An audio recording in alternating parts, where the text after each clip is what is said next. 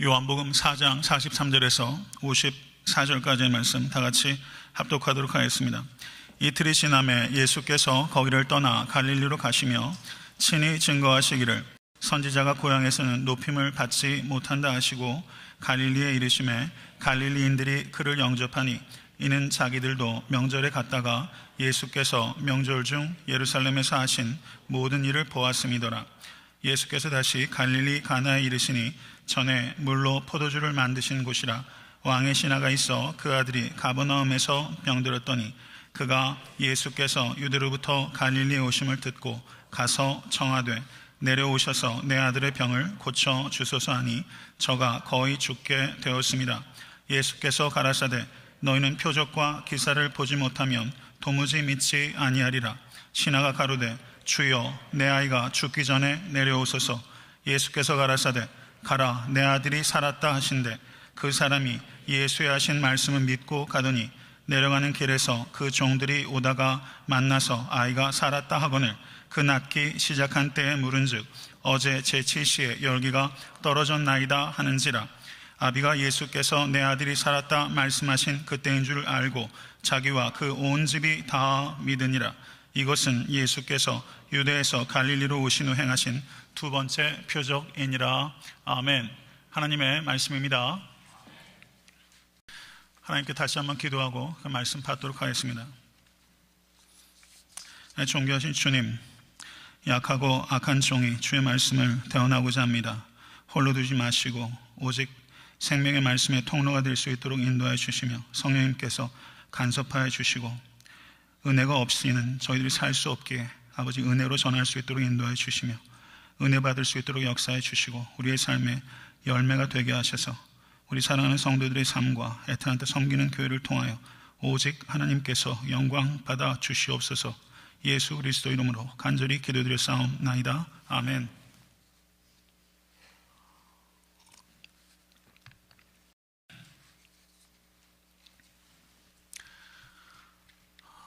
설교가 여러 가지로 매 순간 하나님을 의지하지 않고는 참 하기 어려운 일이 이 설교입니다. 그래서 제가 너무나 사랑하고 존경하는 한 목사님께서 이 목회자가 강단에 서는 것은 칼도마 위에 서는 것 같은 것이다 이렇게 권면하셨는데 오늘 또 그런 것을 절감하면서 하나님을 더욱더 의지하게 됩니다. 모쪼록 하나님께서 부족한 종에게 은혜를 더하셔서 우리 모두가 은혜 받는 이 시간 될 수 있게 되기를 주님을 간절히 축원합니다. 이 땅에서의 삶은 출생으로 시작하고 이 땅에서의 삶은 죽음으로 마치게 됩니다. 한 사람도 예외가 없습니다. 출생을 영어로 birth라고 말한다면 죽음을 영어로 death라고 말하죠. 이 B와 D 사이에서 우리의 인생이 여행을 하는 거예요. birth도 적신으로 오는 것이고 death도 적신으로 가게 됩니다. 적신에서 시작해서 적신으로 마치는 인생, 그것이 우리의 삶입니다. 그러면 영어로 알파벳으로 B와 D 사이에는 뭐가 있죠? C가 있어요. 그럼 C는 뭐겠습니까? C는 choice.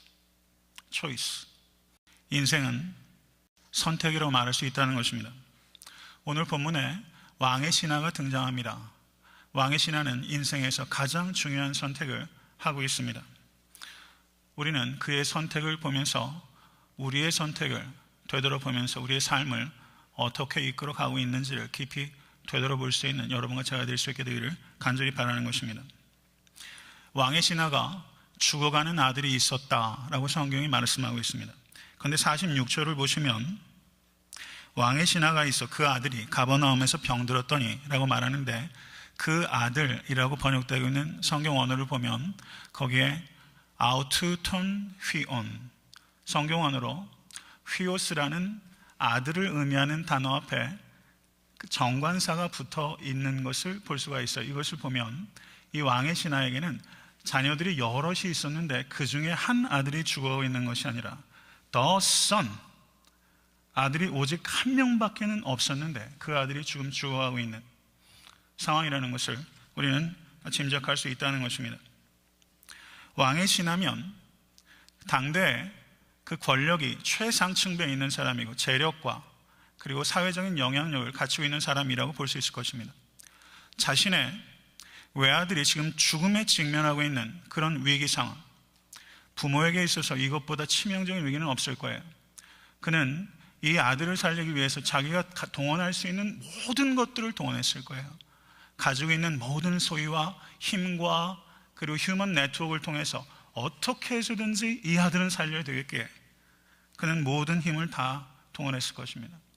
인간이 할 수 있는 것을 다 한 거예요. 그런데 안 되는 일이 있어요.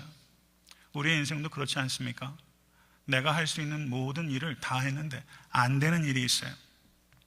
그런데 가만히 되돌아보면요, 내 힘대로, 내 능력대로, 내 지혜대로 안 되는 것이 있는 게 축복입니다. 오늘 그때 예수님께서 예루살렘에서 사마리아 수가성을 거쳐서 갈릴리 가나에 도착하셨습니다. 이 소식을 이 절망 가운데 있는 왕의 신하가 듣게 됩니다. 그리고 47절을 보면 갈릴리에 오심을 듣고 가서 청하였다라고 말씀하고 있는 것입니다. 내려오셔서 내 아들의 병을 고쳐주소서 하니 저가 거의 죽게 되었습니다 라고 말씀합니다. 여기에 등장하는 왕의 신하는 예수님께서 이 땅에 태어나셨을 때 아기 예수를 죽이려고 했던 사람은 헤롯 더 그레이트, 헤롯 대왕입니다.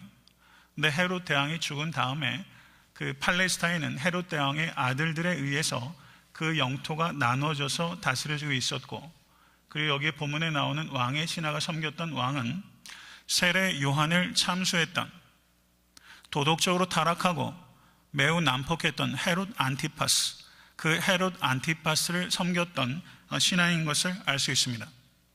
마가복음 3장 6절을 보시면 예수님께서 회당에서 손 마른 자를 고치셨을 때 바리새인들이 나가서 곧 헤롯 왕과 함께 어떻게 하여 예수를 죽일고 의논하니라 라고 성경 기록하고 있습니다.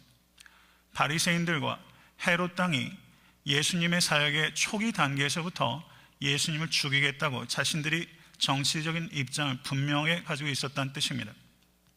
그런데 오늘 본문에 나오는 왕의 신하는 바로 예수님을 죽이기로 의논했던 헤롯 당에 소속되어 있는 왕의 신하인 것입니다.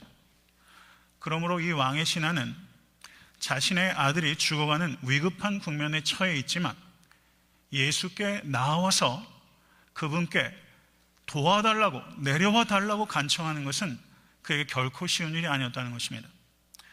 듣고 가서 청하다라고 했을 때 그 청하다라고 번역되고 있는 성경 원어는 이 왕의 신하가 예수께 그저 한 번 구한 것이 아니라 계속해서 내려와서 내 아들 좀 살려달라고 이 왕의 신하가 간청했던 것을 알 수가 있어요. 많은 사람들이 공개적인 자리에 왕의 신하가 자신이 속한 정파의 입장을 정면으로 반박해서 왕의 신하는 자존심도 내려놓고 왕의 신하가 헤롯 당인데도 불구하고 예수께 나와서 도움을 청했다는 것이 알려지게 되면 자기가 어떤 정치적인 불이익을 당할지도 모르고 여태까지 쌓아왔던 모든 업적들이 다 무너질 수 있는 그런 두려움을 이 왕의 신하는 내려놓은 거예요. 두 가지를 버린 겁니다. 자존심, 프라이드와 fear를 내려놓은 거예요. 자기가 사랑하는 외아들이 죽어가고 있기 때문에 나사렛이라는 천대받는 도시 출신의 과거에 목수에 불과했던 랍비 교육도 받지 않았던 무면허 설교자에게 이 왕의 신하가 와서 도와달라고 지금 청하고 있는 장면이 벌어지고 있다는 사실입니다. 왕의 신하가 거처하는 곳은 가버나움이고 예수께서 지금 계신 곳은 가나예요. 약 15마일, 30km 정도 되는 거리입니다. 30km 정도면 우리가 좋게 하루는 열심히 가야 갈 수 있는 거리죠. 만만치 않은 거리예요. 이 거리를 왕의 신하가 예수께 갈 때 이 왕의 신하는 마치 날아가는 것처럼 예수께 달려왔을 거예요. 절박하게 뛰었을 것입니다. 그리고 내 아들의 병을 고쳐주소서, 내 아들의 병을 고쳐주소서 라고 지속적으로 continuously 지속적으로 예수께 간청하고 있는 거예요. 이 말씀을 통해서 여러분과 제가 깊이 생각해야 하는 것은 이겁니다. 만약에 왕의 신하에게, 세상적으로 말하면 크게 부러울 것이 없는 이 왕의 신하에게 자신의 하나밖에 없는 아들이 죽어가는 일과 같은 일이 없었다면 그가 과연 나사렛 출신의 일개 떠돌이 설교자에게 가서 도와달라고, 내 아들이 죽고 있다고 과연 할 수 있었겠는가 하는 질문입니다. 만약에 그의 아들이 죽어가고 있지 않았다면, 자기의 아들이 죽어가고 있다는 것은 끔찍한 일입니다. 고통이에요. 삶의 얼람이 울리는 급박한 위기예요. 이거는 고통을 수반하고 두려움을 가져다 줍니다. 우리들의 삶 가운데 이런 위기가 닥치면 여러분은 말할 것도 없고 저도 위기가 반갑지 않아요. 위기가 좋은 사람이 어디 있어요? 근데 사랑하는 성도 여러분, 우리가 아무리 조심하고 우리가 아무리 성실히 살고 아무리 깨어 있어도 우리의 삶에 위기는 닥칩니다. 예수를 믿는 사람에게도 위기는 닥쳐요. 예수를 믿는다는 것은 위기가 면제됐다는 것을 의미하는 것이 아니라 그 위기를 주의 말씀을 가지고 다르게 해석하고 넉넉하게 승리할 수 있다는 것을 의미하는 것이지, 그리스도가 인이 됐다는 것이 위기 자체로부터 면제받는다는 것을 의미하는 것은 결코 아니라는 것을 여러분과 저는 깊이 생각할 수 있게 되기를 바랍니다. 이 왕의 신하는 이 위기 때문에 내려놓을 수 있게 됐어요. 이 위기 때문에 겸손해질 수 있게 됐어요. 이 위기 때문에 예수님을 붙잡고 간청할 수 있게 됐어요. 이 위기 때문에 예수님께 가까이 갈 수 있게 됐어요. 위기를 통해서 모든 사람이 예수님을 만나게 되는 것은 아니지만 위기를 통해서 예수님을 만날 수 있게 된다면 그것은 위기가 아니라 기회예요. 이 왕의 신하에게 이 하나밖에 없는 아들이 죽어가고 있는 이 사실은 인생의 최악의 상황이 아니라 인생의 최선의 축복이 저에게 시작되고 있는 것입니다. 믿으십니까? 이 사람에게 병들어 죽어가는 아들은 최악의 일이 아니라 최선의 시작이에요. 분명히 그렇습니다. 인생은 위기 때문에 불안해지는 것이 아니라 그 위기 속에서 내가 어떻게 선택할 것인가 하는 것에 따라서 행불행이 결정되는 것입니다. 사랑하는 성도 여러분, 2014년도에 성도님들에게 닥친 위기 때문에 불행해지지 않으실 수 있게 되기를 간절히 바랍니다.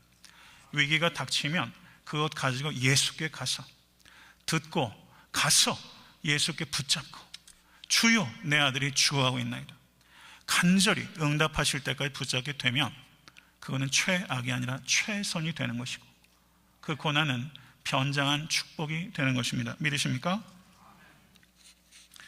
지금 성도님들 삶 가운데 내 힘으로 해결되지 않는 문제가 있을지 모르겠어요.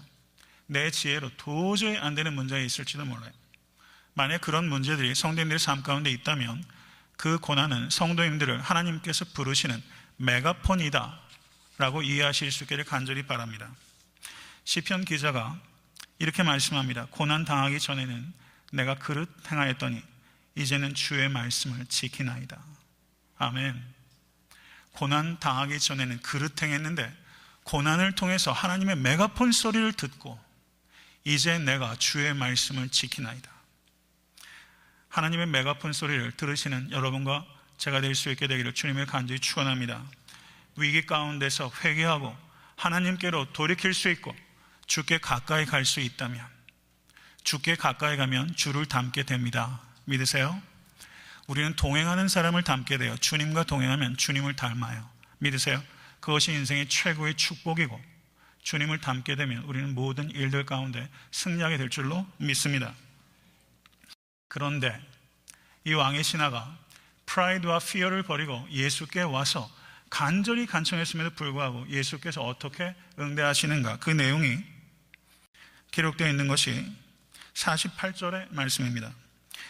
너희는 표적과 기사를 보지 못하면 도무지 믿지 아니하리라. 이게 무슨 말씀입니까? 예수님께서 이 왕의 신하가 너무나 절박하게 도움을 요청하는데 예수님께서 너무나 무감각하게, 무관심하게 너희는 표적과 기사를 보지 못하면 도무지 믿지 아니하리라. 이것은 분명히 예수님께서 거절하신 것처럼 들리는 것이 사실이에요. 그런데 하나 수수께끼 같은 게 있어요. 왕의 신하를 예수님께서 너희는 이라고 2인칭 복수를 써서 사용하고 있다는 뜻입니다. 너는 표적과 기사를 보지 못하면 도무지 믿지 아니하리라 라고 주님께서 말씀하신 것이 아니라 너희는 표적과 기사를 보지 못하면 도무지 믿지 아니하리라 라고 말하면서 복수 형태로 예수님께서 이 왕의 신하를 책망하시고 그리고 탄식하고 계신 것을 우리가 볼 수 있어요. 그럼 우리는 물어야 합니다. 왜 예수님께서 한 사람에게 말씀하시면서 너는 이라고 말하지 아니하시고 너희는 이라고 말씀하셨을까 하는 것이죠. 그것에 대한 해답을 우리는 43절에서 45절까지의 말씀을 통하여 볼 수가 있는 것입니다. 43절에서 45절의 말씀을 보겠습니다. 이틀이 지나매 예수께서 거기를 떠나 갈릴리로 가시며, 여기는 사마리아 수가성을 의미하는 것입니다. 친히 증거하시기를 선지자가 고향에서는 높임을 받지 못한다 하시고, 갈릴리에 이르시매 갈릴리인들이 그를 영접하니 이는 자기들도 명절에 갔다가 예수께서 명절 중 예루살렘에서 하신 모든 일을 보았음이더라 라고 성경이 말씀하고 있습니다. 지금 오늘 본문 바로 앞에 있는 내용은 예수님께서 사마리아 수가성에서 남편이 5이나 되었던 부정한 여인을 예수께서 만나시고 그녀를 구원하셨고, 그녀가 마을에 들어가서 예수님을 그리스도라 증거했을 때 온 마을 사람들이 예수께 나와 예수를 믿고 예수를 생명의 주라고 인정하게 되는 그런 회심의 사건들이 벌어지고 있는 것이 오늘 본문 말씀 바로 앞에 있는 내용입니다. 사마리아 사람들의 믿음이 기록되어 있고 오늘 본문에는 갈릴리 사람들의 믿음이 기록되어 있는데, 이 사마리아 사람들의 믿음과 갈릴리 사람들의 믿음이 매우 선명하게 대조가 되고 있다는 뜻입니다. 그러면 44절에서 선지자가 고향에서는 높임을 받지 못한다 라고 예수님께서 말씀하셨는데, 그럼 45절의 내용을 보세요. 경청하십시오. 갈릴리에 이르시매 갈릴리인들이 그를 영접하니 라고 말씀하고 있어요. 이것을 NIV 번역을 보니까 When he arrived in Galilee, the Galileans welcomed him 이라고 번역하고 있어요. 갈릴리 사람들이 예수를 환영했다라고 번역하고 있다는 뜻입니다. 그런데 44절에서 선지자가 고향에서 높임을 받지 못한다라고 말씀하셨어요. 그러면 45절에서 예수님은 갈릴리 출신입니다. 갈릴리 사람들이 예수를 영접하지 아니하였다라고 말해야 44절과 논리적으로 맞죠. 따라오고 계세요? 따라오고 있다는 표정을 좀 져주시기 바랍니다. 지금 이게 수수께끼 같은 거, 이게 난제예요. 선지자 고향에서 높임을 받지 못하는 고로 예수님께서 갈릴리에 갔더니 사람들이 그를 영접하지 아니하였습니다 라고 얘기를 해야 이게 말이 되는데, 선지자가 고향에서 높임을 받지 못한다 말씀하셨는데 예수님께서 고향에 가셨는데 They welcomed him, 예수를 열렬히 영접했어요. 이게 수수께끼라는 거죠.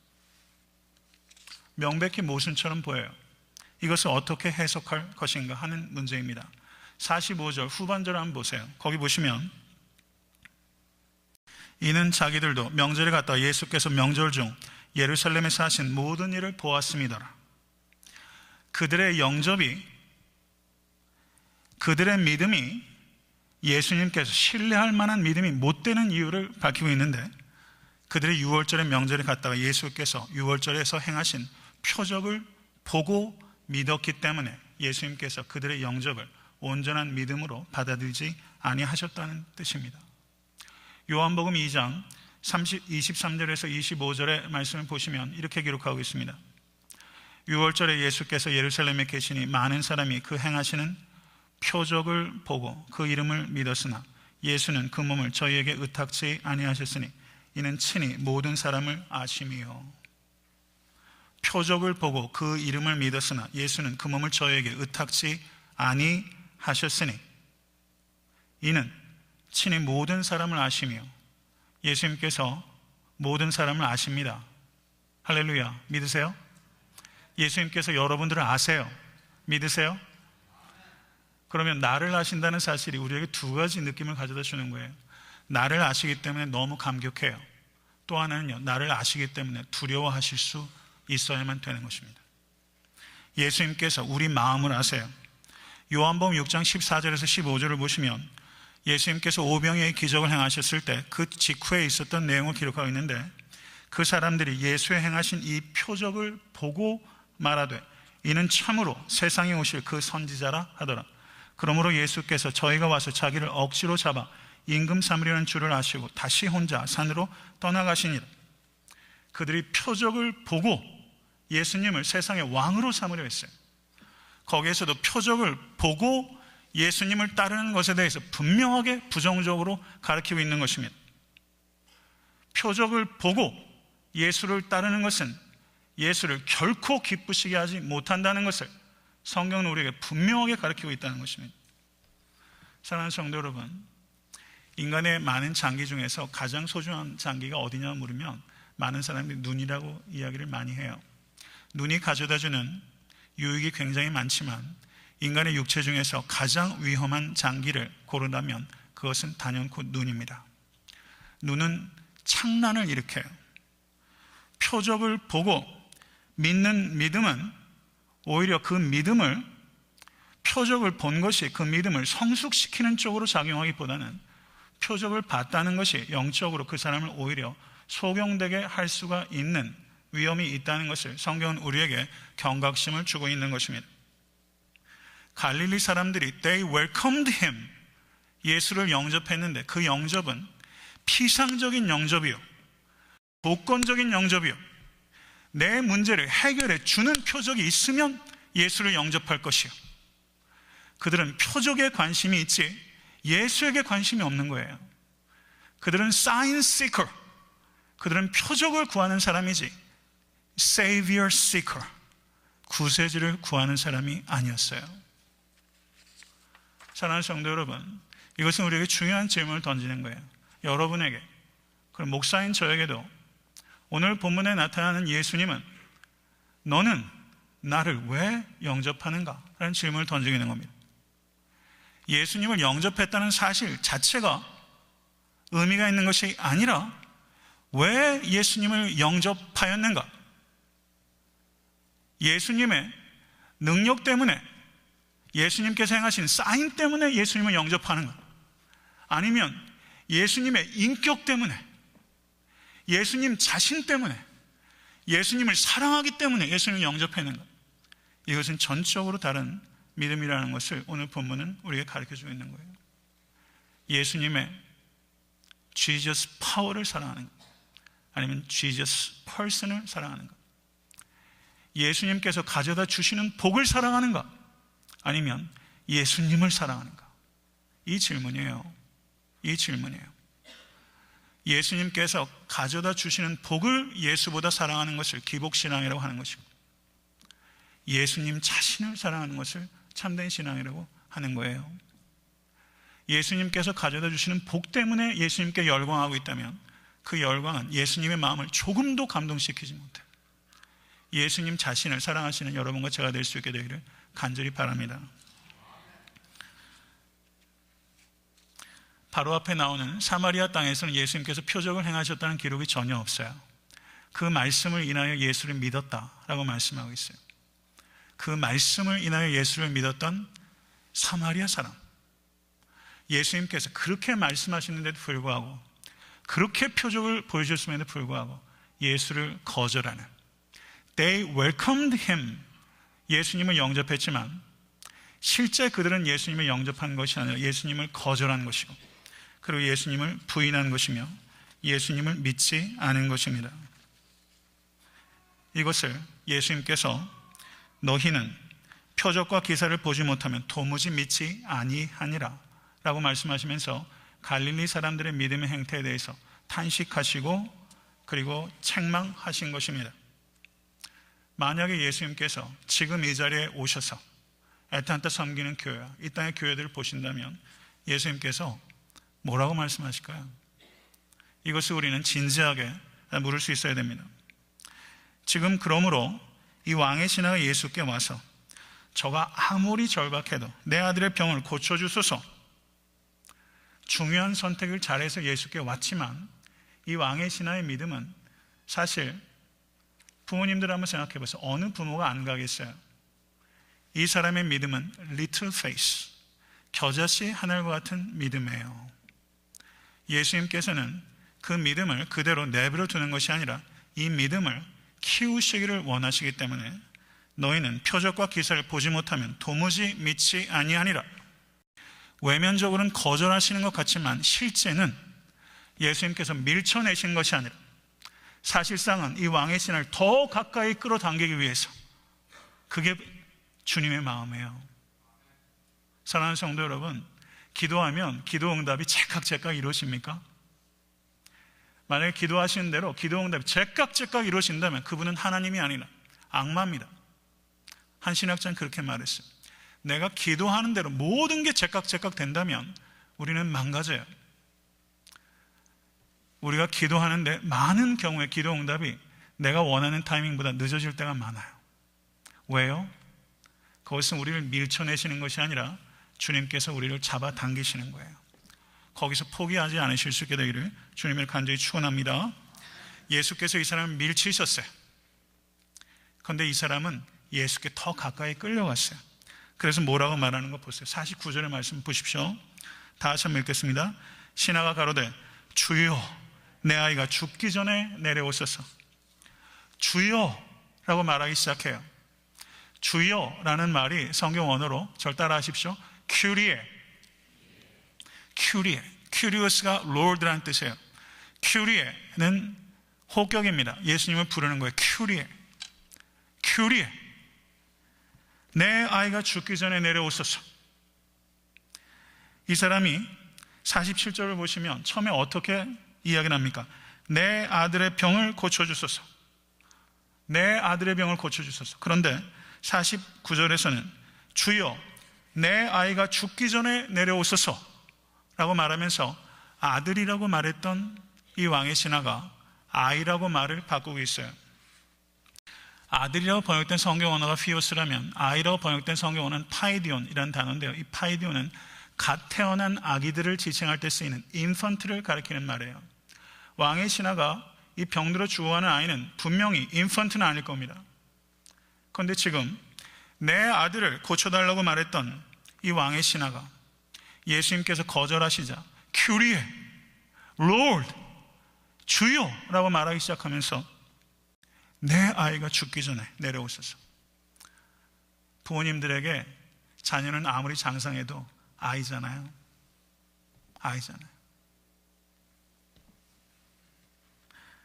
저는 이 번역을 이렇게 할 수 있다고 생각해요. 한국식으로 번역하면 주여 내 새끼가 죽고 있어요. 내 새끼가 죽고 있어요. 아마 이민생활하면서 자녀가 이렇게 아픈 거 보시면서 마음 속상하셨던 일들도 아마 계신 성도님들 계실 거예요. 주여 내 새끼가 죽고 있어요. 그 사진작가, 그 인물화를 찍는 사진 작가들 중에서 저는 사진에 대해서는 조예가 하나도 없지만 관심은 있어요. 근데 저 같은 사람이 사람을 이렇게 찍으면요 별로 감흥이 없어요. 근데 정말 좋은 프로페셔널 사진 작가 사진을 찍으면 포착을 하는 게 달라요.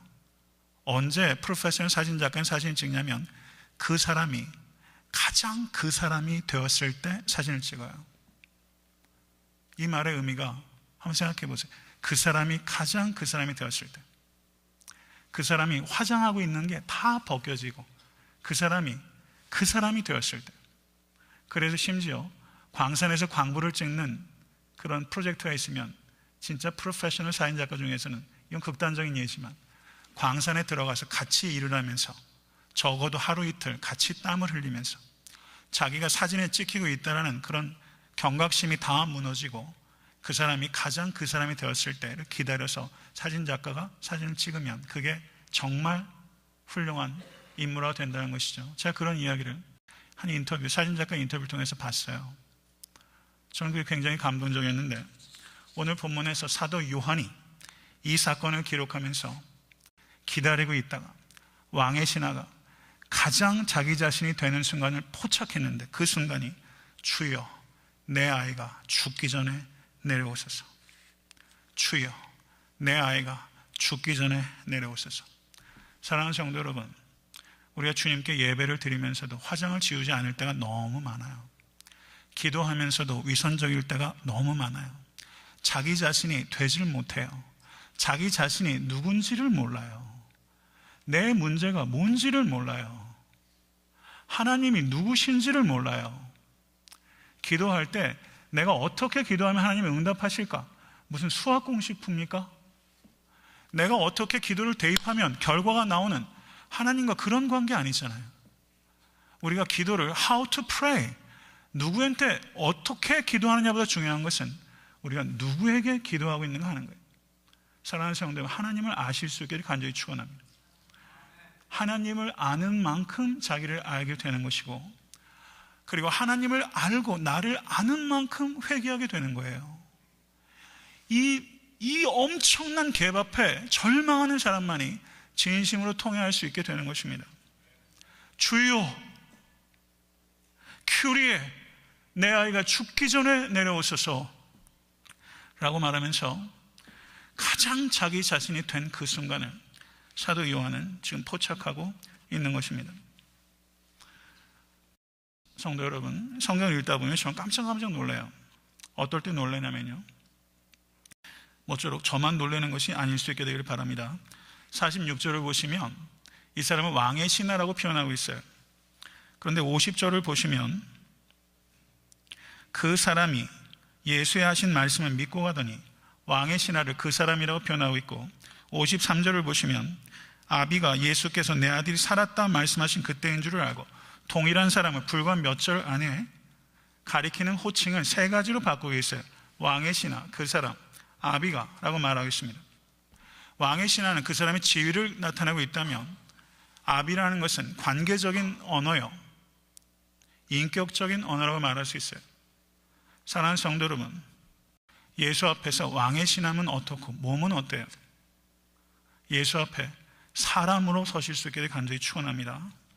지금 이와 같은 호칭이 변화되는 것들은 이 사람이 sign seeker, 표적을 구하는 사람으로 예수께 왔는데, 겨자씨 하늘과 같은 믿음을 가지고 예수께 왔는데, 예수께서 너희가 표적과 기사를 보지 못하면 도무지 믿지 아니한다 라고 책망을 듣고서 이 사람이 사인을 추구하던 사람이 Savior seeker로, 표적을 바라보던 사람이 주님을 바라보기 시작하는 것이고, 그리고 성경 기자는 그와 같은 변화를, 호칭의 변화를 통해서 왕의 신하, 그 사람, 아비라는 호칭의 변화를 통해서 이 사람이 내면적으로 무엇인가가 변화가 되고 있다는 것을 우리에게 가시적으로 나타내고 있는 것이다 라고 볼 수 있다는 뜻입니다. 46절의 말씀을 보세요. 예수께서 다시 갈릴리 가나에 이르시니 전에 물로 포도주를 만드신 곳이라. 예수님께서 요한복음에서는 기적을 7가지를 행하셨어요.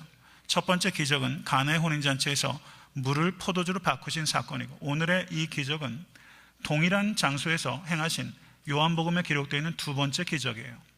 그러면 여기에서 사도 요한이 물로 포도주를 바꾸셨던 곳이다 라는 표현을 한 것에는 이면에 목적이 있다고 저는 보는 것입니다. 그것은 무엇입니까? 예수님께서 가나에서 첫 번째 기적을 행하실 때 물을 포도주로 바꾸셨는데, 지금 가나에서 다시 물을 포도주로 바꾸고 계시는데, 그 물이 누구인가? 왕의 신하를 지금 예수님께서 그를 포도주로 바꾸시는 기적을 지금 행하고 계시는 것입니다. 성도 여러분, 사람의 영혼이 변하고 내면이 변하는 것처럼 큰 기적이 어디 있어요? 물과 같은 영혼을 하나님께서 포도주와 같은 영혼으로 지금 왕의 신하를 바꾸고 계십니다. 이 사람은 이제 miracle worker, 기적을 행하는 사람을 찾는 것이 아니라 Savior, Lord, 주님을 바라보고 있습니다.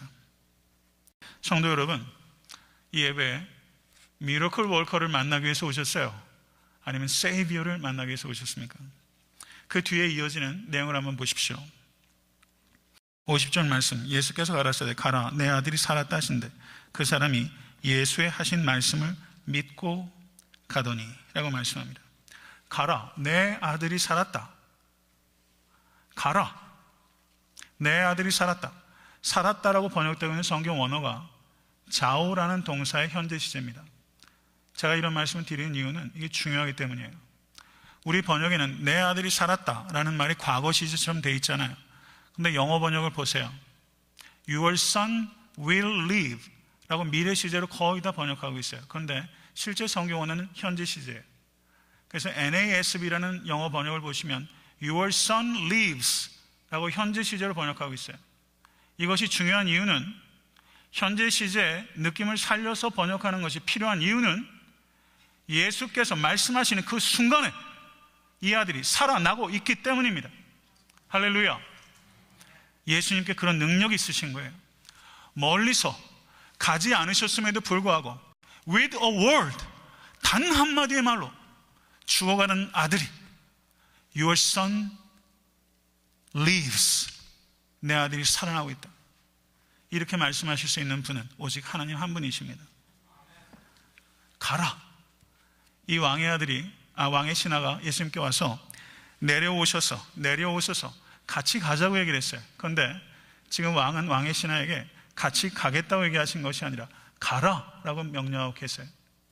B와 D 사이에 C가 있고 그 선택을 우리들은 다 하면서 인생을 사는데, 지금 왕의 신하는 예수께 처음 오기 위해서 중요한 선택을 했고, 지금 예수님께서 이 왕의 신하에게 다시 한번 가장 중요한 선택을 지금 예수님께서 그에게 하도록 요청하고 계신 거예요.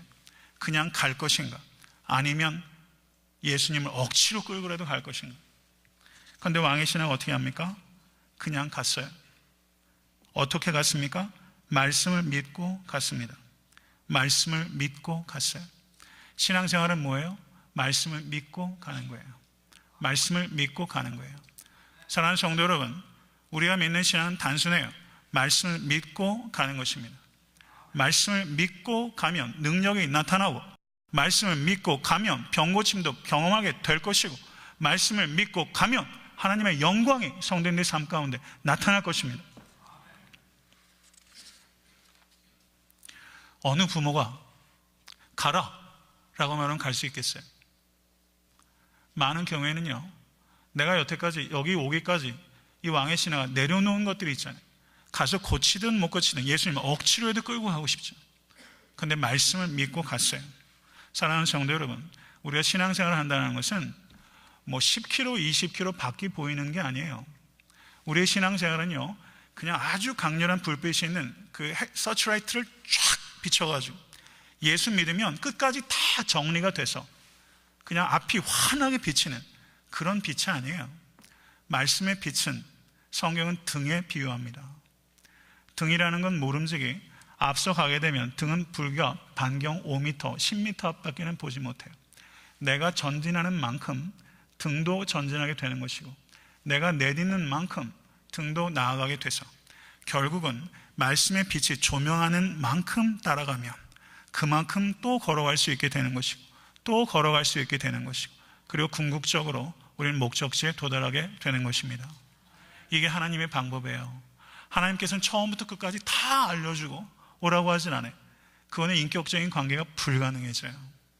하나님께서는 우리에게 인격적인 관계를 맺기 원하시고 말씀에 순종하기 원하셔서 오늘 나에게 주시는 말씀 붙잡고 순종하여 걸어가게 되면 도저히 끝이 안 날 것 같은 터널을 우리는 반드시 지나가게 될 것이고, 이 어둠 같은 세상에서 생명의 빛은 오직 예수 그리스도 한 분이시라는 것이 여러분의 삶을 통해서 증명되게 될 것입니다.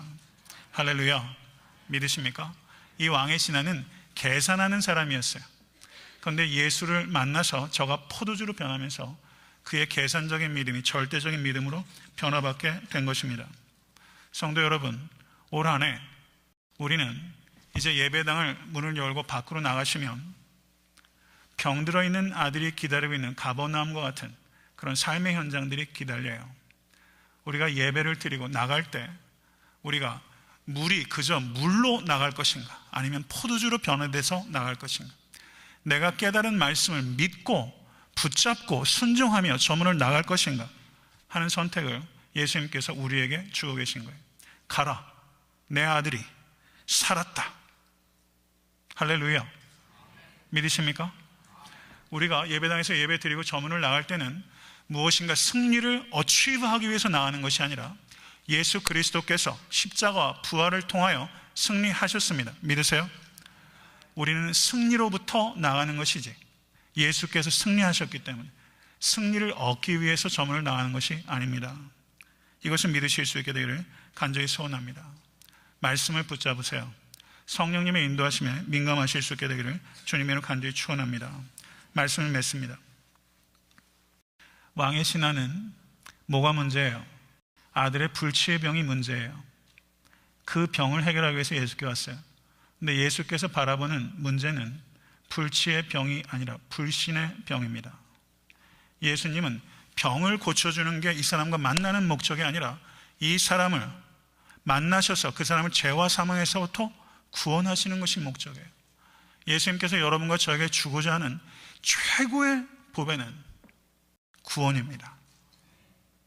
그래서 예수님께서 이 사람을 구원을 주시기 위하여 거절 같은 보이는 과정을 통하여 기다리게 하시고 때로는 외면하시면서 이 사람을 빚고 계신 거예요. 겨자씨 하나 같은 믿음이 말씀을 믿고 갈 수 있는 믿음이 되도록 예수님께서 인내하시고 가르치고 계시는 것입니다. 그래서 53절을 보세요. 아비가 예수께서 내 아들이 살았다 말씀하신 그때인 줄 알고 자기와 그 온 집이 다 믿으니라.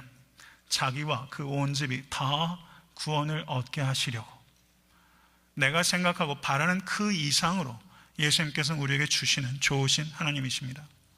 이 믿음을 가지시고 주께 가시기를 바라고 주님께서 주시는 말씀 붙잡고 사랑하는 성도 여러분, 성경 전체의 말씀은 진리의 국면을 우리에게 다 드러내요. 그런데 레마의 말씀은 오늘 나에게 주시는 말씀이에요. 오늘 나에게 주시는 성령의 검을 가지고 매 순간 삶 속에서 말씀을 믿고 가셔서 가는 길에 죽어가던 아들이 나았다는 소식을 듣는 그런 신명나고 능력 있는 신앙생활 하시는 2014년 되실 수 있게 되기를 주님의 이름으로 간절히 축원합니다. 우리 다 같이 기도드리시겠습니다. 존귀하신 주님, 주님 만나길 원합니다. 2014년도에는 아버지 물이 포도주를 바뀌었던 것처럼 우리가 변화되기를 원합니다. 2014년도에 내가 변하는 것이 최고의 목표가 될 수 있도록 인도하여 주시고 우리 교회가 새로워지는 것이 최고의 목표가 될 수 있도록 주여 인도하여 주시옵소서. 아버지 하나님, 우리의 신앙이 하나님 표적을 구하는 믿음인지 아버지 깊이 되돌아볼 수 있도록 인도하여 주시고 아버지 하나님, 복보다 복의 근원 되시는 하나님을 사랑할 수 있는 참된 성도 될 수 있도록 인도하여 주시옵소서.